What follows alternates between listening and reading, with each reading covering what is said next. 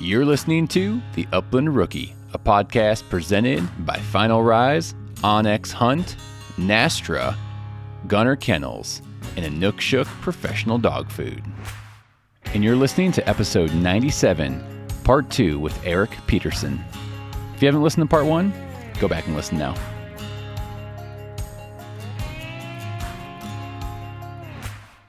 I want to thank my sponsors, Final Rise Gear. Guys, Final Rise Gear, Matt Davis and his team over in Utah, guys, are creating some of the highest quality premium upland gear there is, period. There's just nothing better when you're looking at an upland vest, a gun case, accessories, and a system that's going to fit how you hunt. Look no further than Final Rise. Check them out at finalrise.com. The Summit Vest has treated me so well since day one, going on year 3. It's something that holds up and you can customize to no end. So check out Final Rise. Also want to thank Onyx Hunt. Onyx Hunt is the #1 digital mapping tool in the world. It's a necessity. It is something that is just for every bird hunter to open up new areas, publicly accessible land. Onyx Hunt is where it's at. You are going to just get to explore so much more of this beautiful country and knowing exactly where you stand. I also want to thank NSTRA, National Shoot to Retreive Association. NSTRA has been one of those awesome organizations to partner with and also to participate in. As a NSTRA member, I've gotten to meet some incredible people who are not only mentors to me, but people that have helped me along the way in having my own bird dogs and hunting and just learning everything there is to be a bird hunter here. So check out NSTRA today. Become a member. Find a trial near you. They have tons and tons of trials happening across the country. And it's a great way to jump in, meet some great folks with NSTRA. Also want to thank Inukshuk Professional Dog Food. Inukshuk's the only thing I will feed my dogs. It is high quality, high protein, dense formula that keeps my dogs going on the longest of hunts.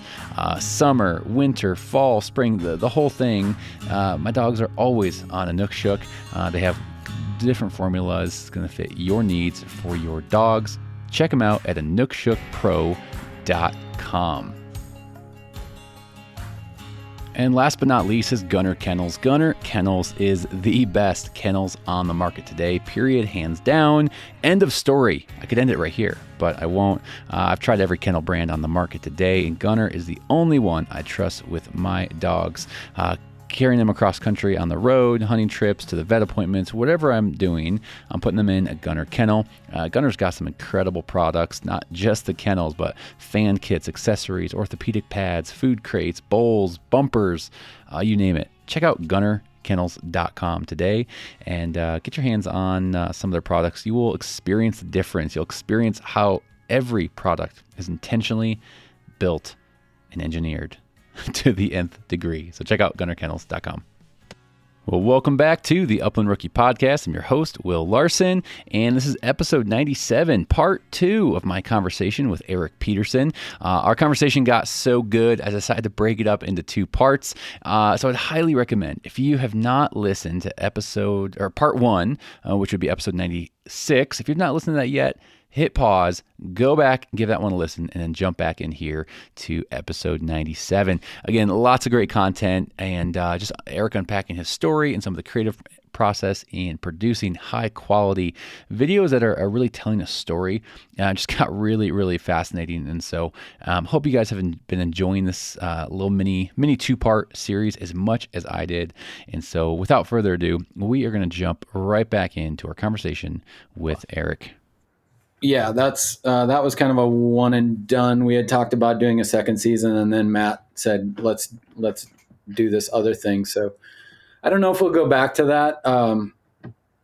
It's a lot of the filming and the hunting part was awesome, and we had a blast. The hard part is, at least for me, is always the finding sponsors and fundraising and marketing and social media and all the other parts of it that go into it when it's really just me and my business partner Jasper doing it all. Doing all the aspects. Yeah. That's crazy. So I don't, as of now, that was a single season and we've kind of moved on from that. And I like this new model that we did last year of just picking interesting characters in the Upland world and doing kind of profiles on them. Yeah. And keeping me out from in front of the camera and, You're like, me sign me behind. up all day for that. Yeah. Yeah. That's awesome. So, To yeah. talk about a little bit, again, this is where it gets interesting for me. Of talk a little bit more about the creative process and the storytelling, because I think that the cool Hmm. part is, and again, you can probably speak to this way better, but you're not just grabbing a camera, filming someone's hunt, kind of a step by step. Oh, we found the birds, blah, blah, blah. Yeah. There's such a story behind your films that the ones I've seen. So talk a little bit more about like the storytelling aspect and the creative aspect of that goes into this really well done film, or the well done films you're doing. Yeah. I mean, my whole career has been, I guess if I were to label myself now, I'd call myself a storyteller because uh, the medium has changed so many times for me. I started out actually writing, then doing still photography, now film. I still write occasionally. So the medium changes a lot. The common theme though is the storytelling, and I think my career as a photojournalist really helped me hone Mm. that part of it. Uh, so now, yeah, I'm trying to trying to figure out how to dissect this thing. I mean, for me now, it's like I'm looking for characters that have layers of depth to them. Uh, Someone who's a bird hunter is not terribly interesting in and of Sure. itself. So, what else? What challenges have they had in life, or what struggles have they had to overcome, or what interesting other things do they have that can tie into this bird hunting to make it a more universal story? Because I think in order um, to appeal to a wider audience, it's got to be more than just hunting. It's got to be more than just bird hunting or dogs. Those things are all super interesting to most of us. Um, but there's got to be some like universal story or universal truth at the end of it that the audience walks away with. And I think that's the difference between like go out and film a Sure. hunt and the narrative arc in that is we went out, we found the thing, we conquered it, end of Over. story, Yeah. right? Um, and generally I'm looking for more than that. You're still following that narrative arc of beginning, middle, and end. Like you're working towards some kind of climax or pinnacle in the story, and then resolving any conflict that came up. It's no different than if you're writing a Sure. book or shooting a Hollywood film. In my mind, obviously, this is a scaled down version in a huge way from a Hollywood film, but you're still taking those classic storytelling techniques, which is, there's got to be some conflict, whether it's Mm. internal or external. There's got to be um, a point where that conflict is resolved. So those things that they taught 100 years ago in journalism classes or in storytelling classes, those still hold Mm. true. Um, and then the depth to the character I think is really important because the more uh, the more there is to a character, the more the audience will relate to them. I Yeah. think because if you watch something that the person easily succeeds at what they do, it's hard to like relate to that person because none of our lives are that Sure. easy. We all face struggles, whatever they are, and I think that's life, and that's what makes a good story. Absolutely. Absolutely. Well, everything you just said there, as a viewer, I guess of some of your shorts and your videos and things like that, it's those things are felt, and that's what, again, everything you're saying, like those are the pieces I connect with, because again, it's a very Mm-hmm. different thing of watching a video of going out to hunt. You get your limit, Mm-hmm. you could get in the truck and go home. That's one kind of video, but the videos you're putting out, Yeah, some of the things you've worked on, have those complex layers, and I think that's just as a yeah, viewer what draws me into watching some of those 3 4 times. yeah. Well, thank you. Um, I think a good example of that is the one that was just released by Final Rise that we shot last fall called Devil's yep. Claw. And Robert Poor was an amazing guy, a great character. We went into it knowing essentially only that he's a bird hunter. Hadn't met him before. I did a pre-interview with him to get a bit of information about him and just kind of at least have some guideposts Sure. to to lead the story. But it really wasn't until we got down to Arizona and spent a couple days hunting with him that the details of his life started to come out, and we were able to kind of tease out some of those interesting parts of his life. Like, I mean, this guy, and maybe have you seen that one? Yeah.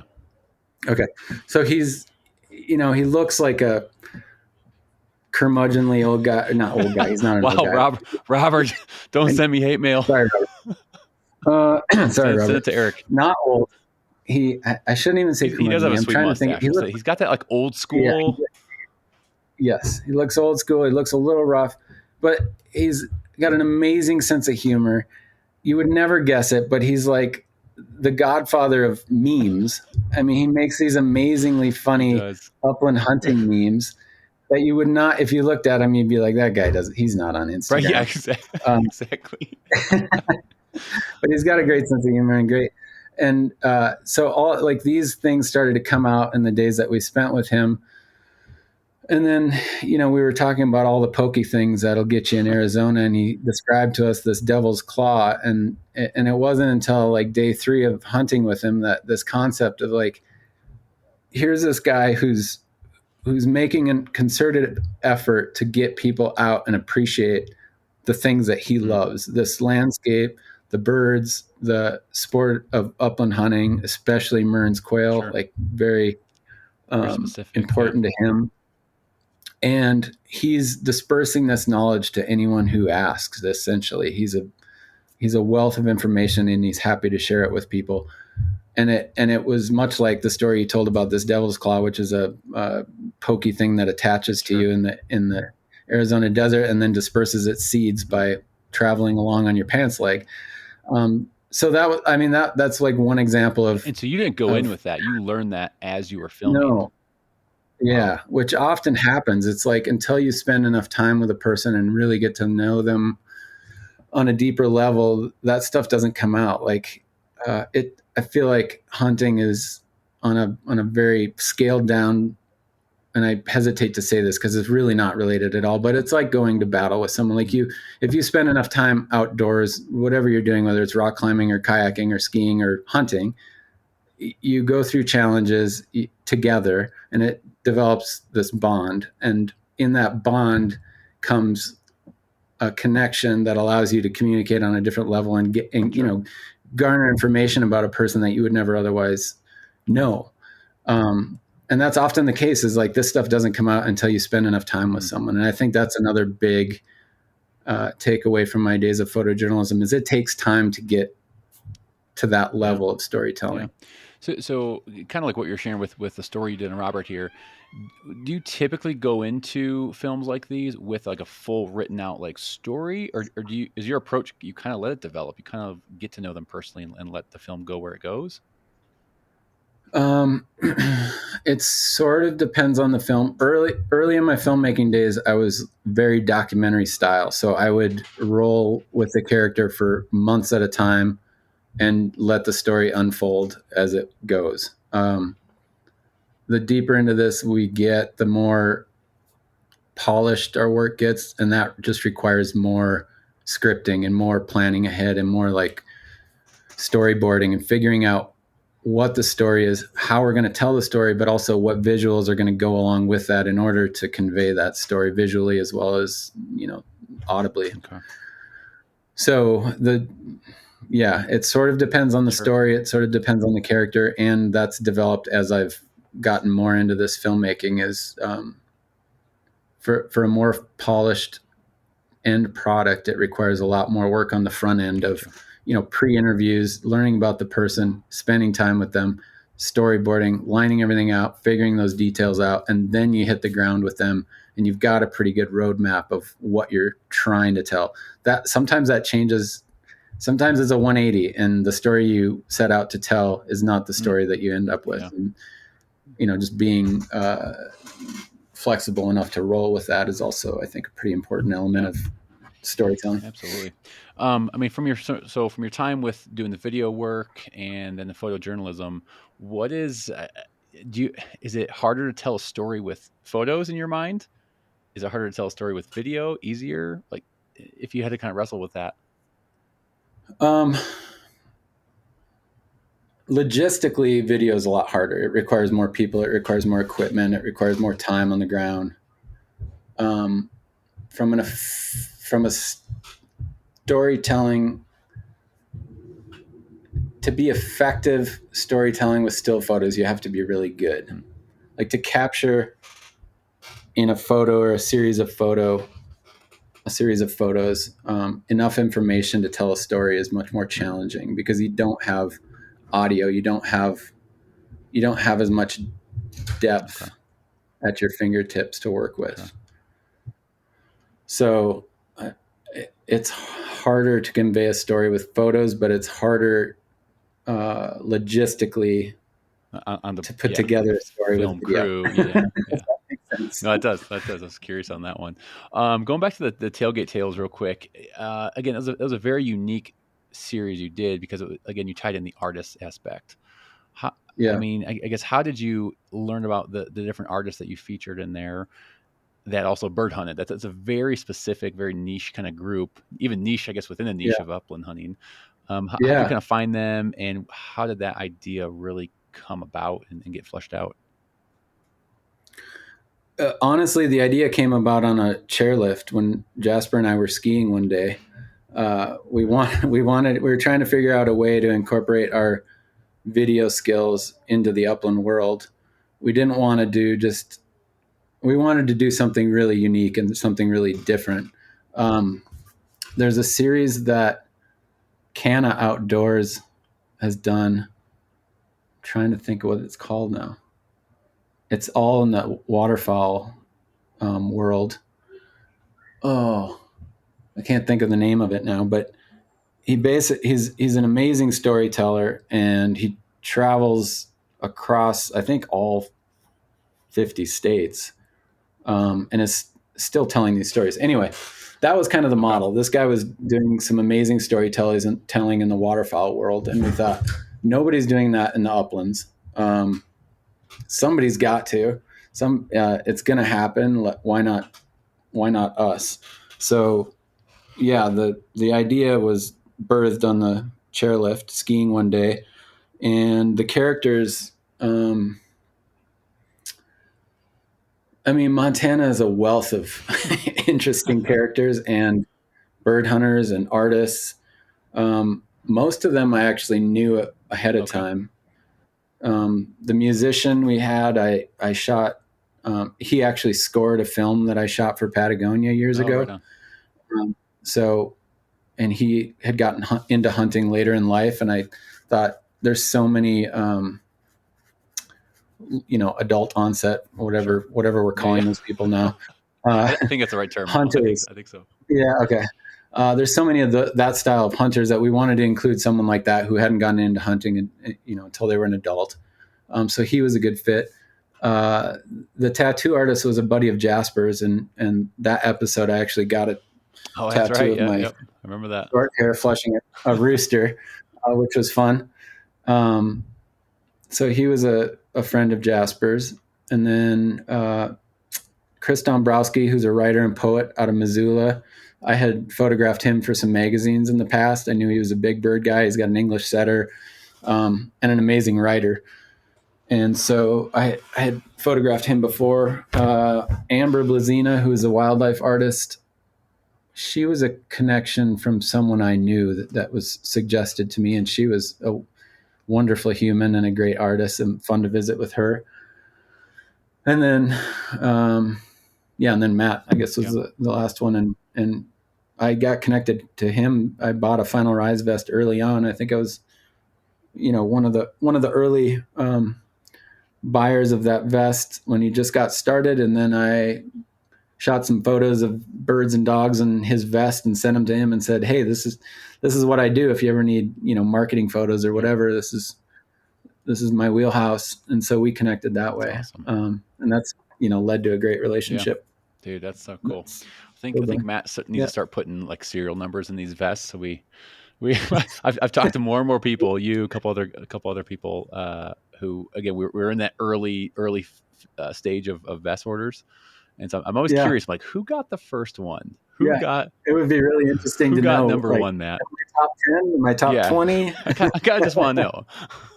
Yeah, yeah, that's a good That's idea. too funny. Couple more things on this kind of the topic here, Eric. Can you talk a little bit more about the Ripples project you've been doing with Pheasants Forever? Talk a little bit what that is and what you've been doing with them. Yeah, I mean, man, Ripples was probably the most deeply personal film project I've ever done. Like I said, I'm not a big fan of being in front of the camera. My journalism background almost makes it feel wrong to turn the camera on myself. But I wrote a story for Pheasants Forever Journal probably 4 years ago now about my adopted son, Casa, who's black, and getting him into hunting and this kind of the struggles for him being a black kid in a really, largely white pastime or endeavor, and how it was hard for him to really embrace something in which he couldn't see himself in. Like there were no black role models for him to look at in the upland world. And alongside of that, or parallel to that, was this glaringly obvious fact in my mind that unless we broaden the user group of hunters, in particular upland hunters, obviously in this case, um, there's not going to be many of us left. Like it traditionally has been an old white guy sport, right? And no, that's not a knock on old white guys. I'm one of them now.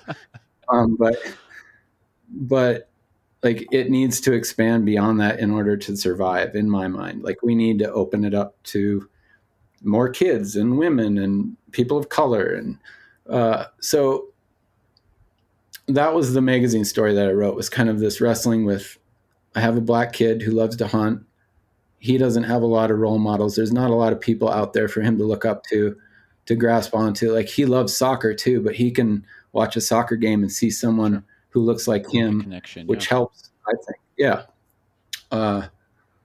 So I wrote that story, and probably 9 months later, I got a message on Instagram from this guy named Douglas Spalla out of the blue, who said, I read your story and I have a very similar story as Casa, and I would love to be that role model that you're looking for. And it kind of blew me away, and it kind of freaked me out because I didn't know this guy from Adam. And excuse me. So we connected and talked on the phone, and he kind of told me about his story. He's a black guy who was adopted into a white hunting family in a small town in Nebraska, real similar to Casa's story. And he was like, I want to help Casa. Like I'm here to help. I want to be a positive influence in the upland hunting world. So we talked, and ultimately what came out of that was this idea. We should do first he said, I want to bring my dad to Montana, and I want to hunt me and my dad and you and Casa together. I think it'd be really cool for Casa to see like a mirror image of you guys out in the uplands.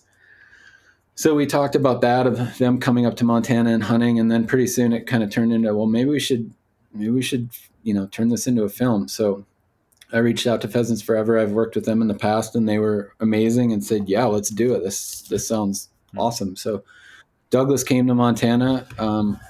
I got a handful of friends together in the film world, because obviously I wasn't going to be running camera. I had to be in front of it again for that one.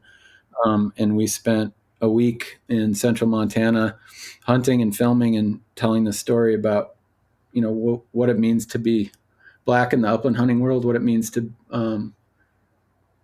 have mentors, that look like you, or that you can relate to, and what it means to expand this thing that we love and be more inclusive. Yeah. Wow. Dude, does that make that kind of blew me away, honestly. That's pretty awesome, man. I love that you guys were able Yeah, to kind of collaborate on that, and Douglas reached out. Um, yeah, I'm sure there's going to be a lot of just hearing that piece that you shared, kind of your passion behind that, and just the excitement. I'm sure there's lots of stories that'll come out from that, or impact that'll come out from that.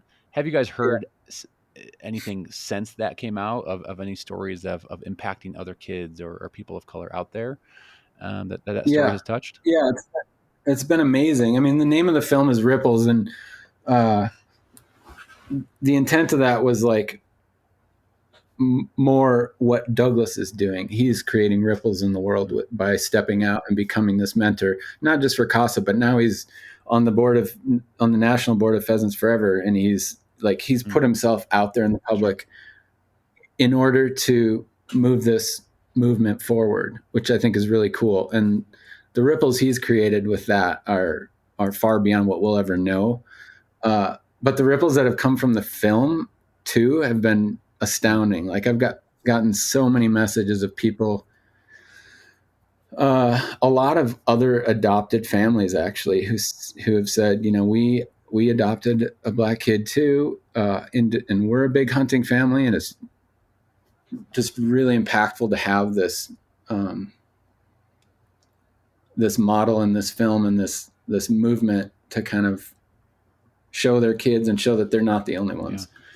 Um, and I mean, it's created friendships Sure. too. I had a guy who works in Ethiopia in the adoption world, and he's like, hey, if you ever want to go take Casa back, if you ever, you know, it gets opened some Mm, amazing doors. that's So so cool. it's been really Yeah. cool. It's amazing to get that feedback from people and how it's impacted their Yeah. lives. That's incredible, man. Is Casa, is he Yeah, your 13-year-old or your older one? yeah, Okay. he's the Okay. younger. Yep. Okay. Dude, that's so cool. I love that. Yeah. Um, what projects you have coming up? Do you have anything that you can share about kind of on the horizon, or anything exciting you wanna share or tease anyone with? Um, there's the final Rise film of the year that's dropping. Is This is becoming a theme, and I don't want to make it sound like I'm the subject of all my films now, but uh, the third of the three films that we did for Final Rise last year was about the boys, my boys and Oh, I, heck yeah. and That's awesome. and us hunting. That wasn't my idea. We had settled on Amanda Ballingy as the first one and Robert Poor as the second one, and we were tossing around ideas for the third character that we were going to do. And we had a handful of ideas, and none of them quite panned out. And when we were up in Northeast Montana sharptail hunting with Matt, filming the first of the three episodes last September, and he said, you know, honestly, if I had my pick, we'd do the third one about Hmm. you. And I was like, no, Yeah. that Hard doesn't pass. sound like a very good idea at all. Hard pass. I did that with ripples. I'm not really interested. And then we kept tossing around other ideas, and Jasper was finally like, Erik, I think the one that's going to be the most interesting story is going to be about you and your Wow. boys. So I was kind of overruled, and I'm glad we did it. It turned out really cool. Uh, I won't say anything more about it. You should just watch it. It comes out, I think, next Okay. week. It'll be out in August, so keep an eye out for that Okay. one. That's probably the biggest one. That's probably the only one I can share right Sure. now. Okay. But besides your Um, caribou hunt that got canceled. yeah, that'll hopefully happen at some Yep. day. But Very cool, um, man. but yeah, I'm excited for that one Yeah. to come out. It turned out really good in spite of me being in it. Jasper did an amazing job with the filmmaking, uh, and a big part of the storytelling too. So That's awesome. I'm pretty excited to get that one out. I'm proud of Yeah, that I one. bet, man. I mean, the first two have been incredible. Seeing the one on Amanda, then the Thanks. one on Robert. Robert was a guest on the podcast couple episodes ago. I had him on, and Thanks. again, the layers of Robert. I thoroughly enjoyed that conversation. We obviously Yeah. talked about the memes, and but more of his. I think that's what, at least online, that's what Robert's known for, kind of as his memes. But when you, Yeah. I don't want to make the onion comparison, but when you peel back the Yeah. onions, when you sit down with this guy, Yeah. there is so much richness there of Yeah. who he There's a is, his lot. upbringing, like you shared, his wealth of being able to share knowledge, not pins. Yeah. Let's be very clear, not Yeah. onyx pins, but his wealth of, hey, let me teach you, let me take you out in this country and show you, and walk alongside someone. So that's the cool part. When I Yep. get to sit down with someone and hear that. Yeah. And he's just a really intelligent Oh, guy. It's fun to talk oh to. yeah. He's a wealth of I knowledge. know. That's pretty incredible. So, anyways, we're looking forward to Yeah. that next and last final Rise film for the season. So we're Thanks. excited. Yeah. One of the, as we kind of close this thing out here, Eric, a couple of the standing questions I like to ask every guest. Kind of the big one here is thinking about the new hunter out there, thinking about someone who's maybe just getting into upland hunting, bird dogs, whatever it might be. What is a piece of advice that you would share with them? Uh, I know it's a loaded question. yeah. I mean, I'd say find a friend or a mentor who's willing to show you the ropes, because I think the wheel has already been invented. It doesn't pay to reinvent the wheel. I think you can bypass a lot of mistakes, both in dog training and hunting, by finding someone knowledgeable who's willing to share that knowledge. And then, yeah, don't take yourself too seriously. This is supposed to be fun, right? I think it's easy when you're starting out to take it really seriously, but ultimately, we're doing this for fun and to get outside. Sure. That's so good, man. I love that. All right, then last section here will be a rapid fire questions. So I'll ask you a few series of questions, and you go ahead and give me your off the cuff answer, and we'll bring this thing home.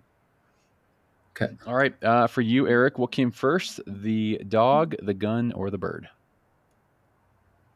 Oh, the dog. Yeah, definitely the dog. That first black lab, like I said, sent me down the rabbit hole that I still haven't recovered from. The endless rabbit hole. What gun are you Yeah. carrying into the field, and why? Browning Satori 12 gauge, because that was the gun that was given to me for a high school graduation present by my parents, and pretty much, with few exceptions, the only gun I've shot since. Okay, right on, right on. All right, similar to that one. What if you had to pick one gauge for the rest of your life? What gauge are you going with? Oh, I'd have a hard time putting the Satori down, just because I've shot it so long now and I shoot it pretty well. But I've started shooting 20 gauge a bit more, which I love to carry, just the lightweight. And I've started hunting, smaller birds other than pheasants lately, and it's nice to have something a bit smaller. So over under regardless, because that's what I shoot best. Okay. But yeah, probably a 20 gauge over under. Okay, very cool. That's interesting. Your favorite gun's a 12 gauge, but if you had to narrow it down, you're picking a 20 gauge. Yeah, I mean, if you'd asked me 5, 10, 15 years ago, I'd have said 12 gauge all the way. But I think you've adapted. Yeah. You've seen the light, Eric. Yeah. Love it. Yeah, either that or I'm just getting weak, because carrying that 12 gauge around gets heavy after a while. That is true. First couple of years of bird hunting, I carried around a Benelli Supernova pump, and I swear it's like 12 pounds, man. Carrying that thing, that thing through a field. Oh my gosh, that thing's brutal. Yeah, you get smarter. Yeah, that's true. A little bit, slowly. Yeah. Favorite breed of dog besides the ones you own or have owned? Oh, English setter. I think they're about as pretty as you can get watching them run in the field. Yeah. I've got several friends who have one and have hunted behind some and filmed some, and yeah, I like their style, and they're just so pretty to watch run. Yeah, there's some incredible dogs. Probably my next dog. I was gonna say, is there any plans for a setter pup here soon, or? Yeah. I mean, that'll most likely be the next one. I love experimenting with different dog breeds. I'm not like a one breed guy at all. I love mixing it up, and all the breeds have different strengths and weaknesses, and it's fun to explore that and tease out some of those strengths and figure out what really fits best for the terrain you're hunting or the birds you're hunting or whatever. Absolutely. So. That's cool, man. All right. Favorite bird to hunt and why? And I'm going to actually throw a curveball at you. You can't say pheasant. Oh, geez. Because I knew you were going to say that. You can't say pheasant. Favorite bird to hunt besides a pheasant? 100% pheasant all the way. But if I can't say pheasant, oof. Man, I haven't even thought of another bird, because really there's no other comparison in my mind. Hey, Chucker, I Chucker, guess. okay. And I haven't spent much time doing it. I've only done it once in Utah with Okay. Matt, but I love the terrain. It made me feel like I was elk hunting again, but I got to bring my dog along. Right So it on. was kind of the best Yeah, of both right on. worlds. I love being in the mountains, and that terrain is so gnarly Sure. and, requires a lot of physical stamina, and I like that part That's of it. cool. That's cool. All right. Best and worst gear purchase for you in the last year or so. Can your favorite piece of gear you've purchased, and maybe one you bought and you're like, this was dumb. Why did I do that? Oof. I mean, I didn't purchase this in the last year, but my favorite piece of gear is definitely my Final Rise vest, because I think that's the most often Heck yeah. used and the most utilitarian piece of equipment we as bird hunters use. And the whole point of it is I don't have to buy one every year. Exactly.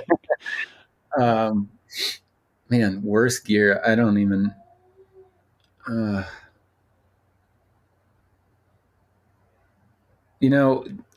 Probably boots. I have a hard time finding good boots that are waterproof. Okay. Good. You go. My feet are always wet. Going through those things like, well, I was gonna make a pun. No, that's a bad pun. I was gonna say going through those things like water, but Right. Yeah.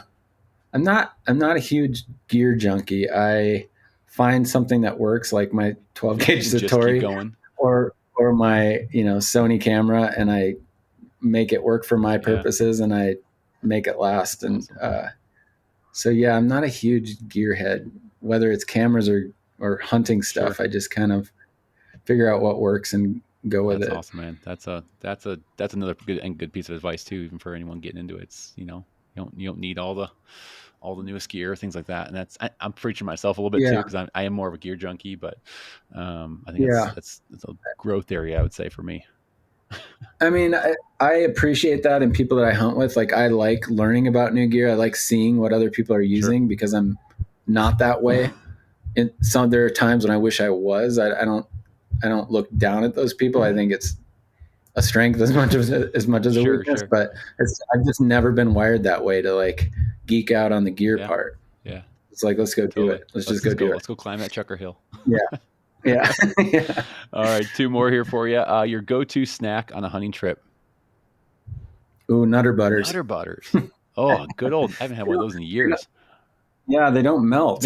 That's true. That's so true. Just put a couple of those in the pocket and off you go. You might be the first guest. I actually know you're the first guest to say Nutter Butters, so congrats. I always like getting different answers. You hear some weird stuff, man. What's the weirdest answer you've had there? It's some kind of a pie. Someone mentioned it's like this meat pie. Oh. You get like gas stations or something. I think maybe from Montana or North Dakota or something. But sounds it's like it's like this little mini meat pie. Interesting. Yeah, it's hard to describe. That was a weird one. And they're like, oh, you heat it up on, open your engine hood and put it in the engine and it heats it up for a little bit. I'm like, that sounds like way too much work for a hunting snack. Yeah, but my food game is about as strong as my gear game. It's just just grab what's in the fridge. Peanut butter and jelly, that'll work. Yep, Uncrustables, man, it's the way to go. They're frozen. You put them in your cooler. By the time it's lunchtime, those things are perfect. That's a good call. All right, last one. Beverage of choice after a hunt. Ooh, I don't drink anymore, so actually, Athletic Brewing makes a really good non-alcoholic IPA that I love. Okay. They actually taste good. Is it a Montana brewing company?